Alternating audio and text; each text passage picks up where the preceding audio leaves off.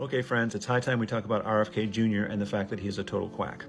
Now, unfortunately for him, he has a throat condition that makes it sound as though he's actually quacking when he's talking, but much worse is the things that he says and has been saying for decades, which is essentially a slew of conspiracy theories.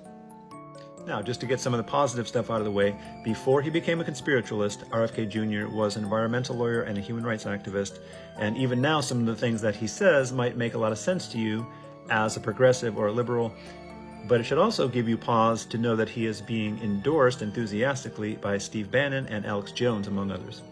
And if you're a COVID-conscious person, or someone who just believes in science, it should also give you pause that RFK Jr. was designated by the Center for Countering Digital Hate as one of the disinformation dozen, one of 12 people who during the pandemic disseminated up to about 75% of all disinformation on Twitter and Facebook.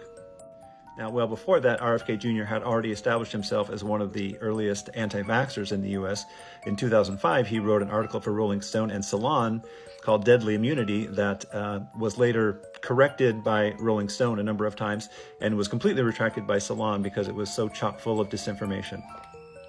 One of RFK Jr.'s favorite talking points is the supposed connection between vaccines and autism, which he initially attributed to an ingredient called thimerosal that was in a few vaccines, but is now not in any vaccines.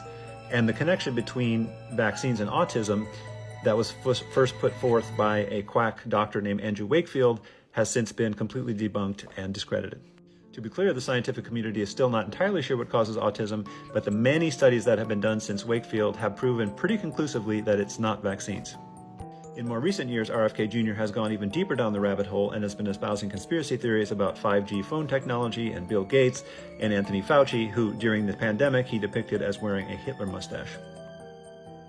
In 2021, RFK Jr. wrote a book about Fauci, in which he described him as a powerful technocrat who orchestrated and executed the historic 2020 coup against Western democracy.